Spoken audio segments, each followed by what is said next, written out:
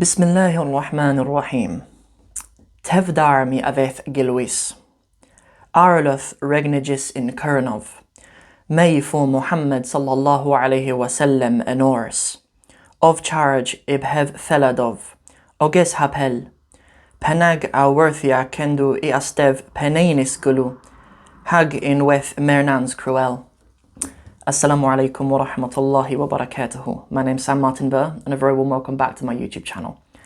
Recently in a podcast that I did with iEra, their podcast The Rerouted Show, I mentioned that there is a poem written in Cornish which mentions our beloved Prophet sallallahu alaihi wasallam, which was of immense interest to me, being someone who grew up in Cornwall and loves this county dearly. And you know, I adorned the gold and black jersey when I represented this county playing rugby, and some of my best memories as a child are in this county. And I remember one day, after I'd been tutored by the author of this book, a professor known as Alan Kent, I was tutored by him in his home in Probus for a number of years when I was doing my GCSEs, and when I turned 16, he actually gifted this book to me. This was obviously before I'd become a Muslim, but on my 16th birthday, whether it was my birthday or not, I was still studying. So on 16th birthday, I was at his house, and he gifted this book to me. It was a number of years later when I'd embraced Islam and had, studied Arabic for a while, and and I sat down again with this book to kind of reconnect myself with Cornwall and its literature a little bit after I'd left the county for a while. And I discovered on page 47 of this book, which happens to be the number of the surah in the Quran, which is Surah Muhammad, I discovered that there is indeed a poem written in Cornish from about the 16th century that actually mentions our beloved messenger, Muhammad sallallahu alaihi wasallam.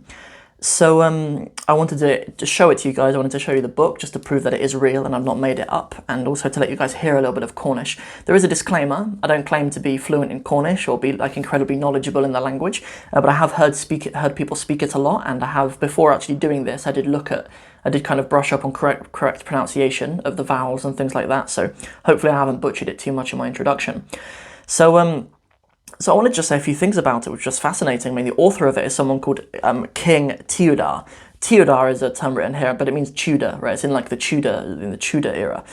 And this is actually written in Cornish, and I mentioned that it's from sort of the 16th century, and I think that's quite significant because here in Cornwall, despite a prevailing idea that people in Cornwall are sort of, are a bit more closed, a bit more kind of politically and stuff, more conservative politically, and some people even accuse the Cornish of being more racist in other parts of the country than others. That hasn't been my experience.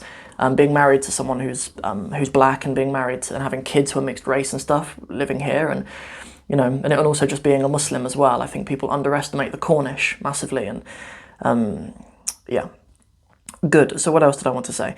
It's also noteworthy that in this poem, the name Muhammad isn't actually used. It's not actually Muhammad in the Arabic way, Muhammad. There's actually a different word for it. It's actually Mahum, spelled M-A-H-U-M, Mahum. And I think that's kind of noteworthy because that would give you the idea that the name Muhammad was well known among the Cornish people. Like, even in Muslim cultures that have their own languages and don't speak Arabic, they have localizations of the name Muhammad.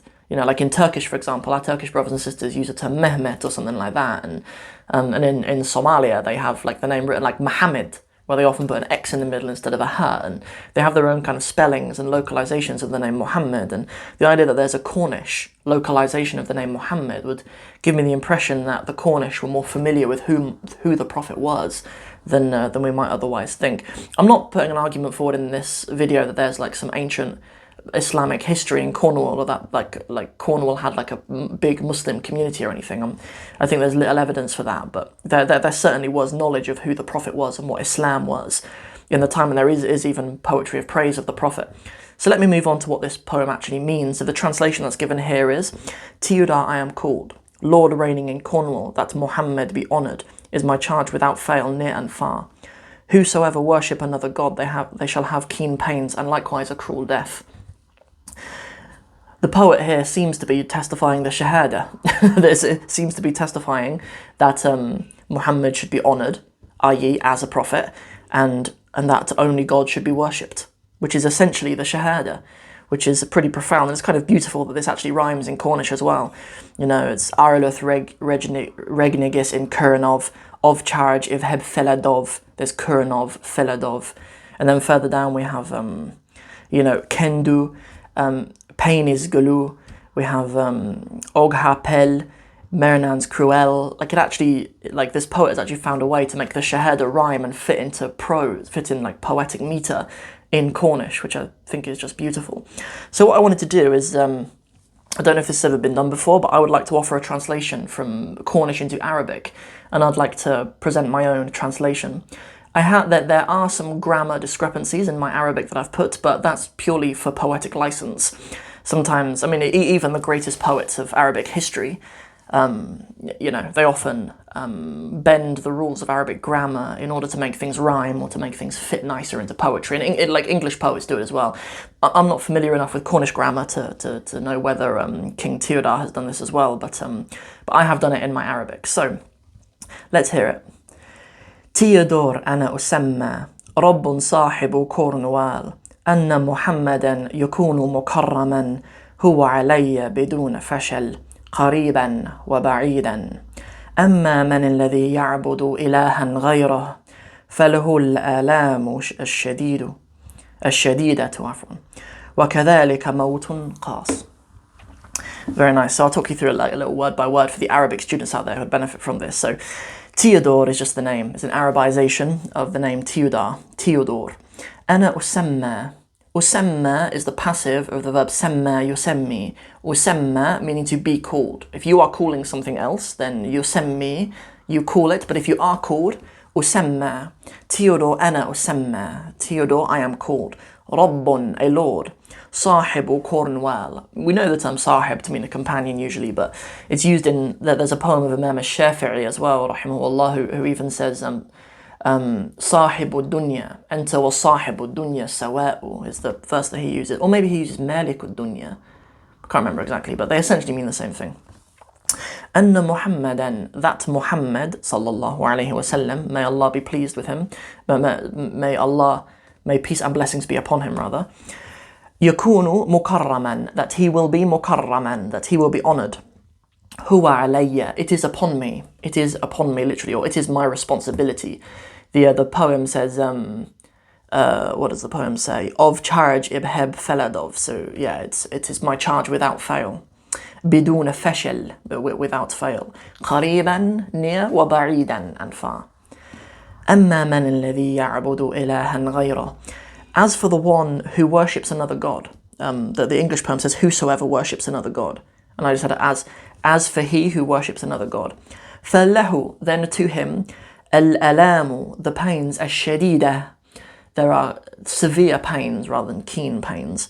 I mean, I don't really even know what keen pains are. I assume it really just means shadid. وَكَذَلِكَ, and as such, and in that same way, مَوْتٌ قَاس, and a cruel death. Good.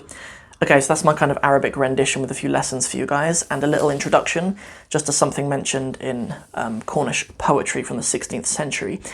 If you're interested in Cornish literature generally, it would make sense for me to give a shout out to the author, my old tutor, Dr. Alan Kent.